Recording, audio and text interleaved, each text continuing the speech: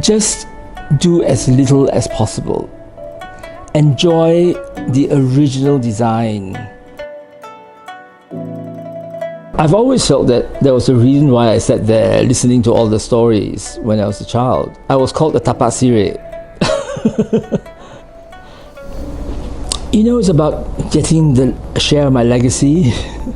My grandmother lived with us. She was from this household, and she was the eldest daughter. And she lost everything in the war, and it was the whole collapse of Peranakan culture towards the Second World War. So after the Second World War, the whole demise of it was the loss of her home here because of the second wife's family took over, and her whole life was about lamenting the loss of her past when she moved in with us. So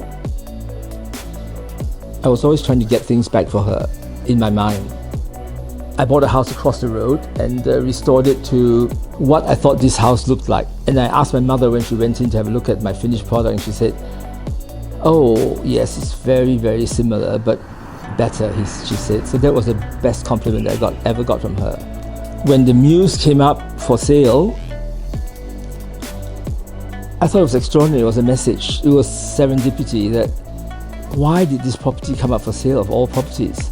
It was from this investor, owner, who had a lot of properties that vested after 50 years, and he just was sick of it and he wanted to sell everything.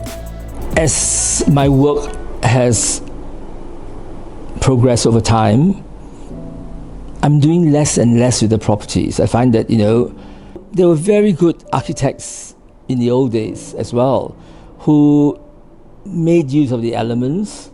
There's cross ventilation. There was the air wells were fantastic for, cooling down the house. And the air wells got a natural ventilating factor for the terrace homes. I try and do as little as possible because inherently we here because we love these buildings.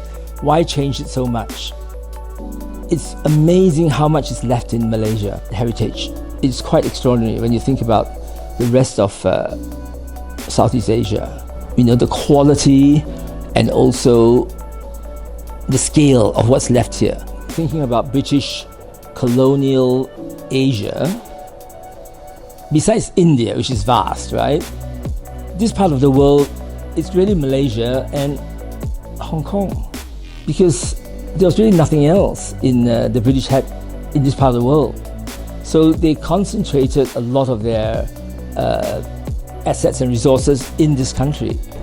You were pronouncing it as Muntri.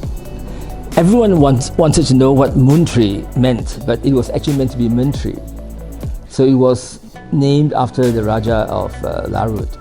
It was the first middle-class housing that was developed towards the end of the 19th century, and that it was the first time that they had the house as a whole house, a terrace house, rather than as a shop house. They didn't do business downstairs. So that was a move away after, generating some wealth here for a couple of decades. They then wanted to have a home rather than living upstairs over the business. The streetscape is extraordinary. Besides a few buildings that were just bombed in the Second World War that's been rebuilt, the street is an intact 19th century street of beautiful architecture, beautiful terrace homes. So there's a lot of history and a lot of beauty in the street. I always say that Georgetown survived because of neglect. To a certain extent, that's a good thing that has emerged from that so much of it was preserved. Otherwise, it'd be just another modern city. And how do you differentiate one from the other, right?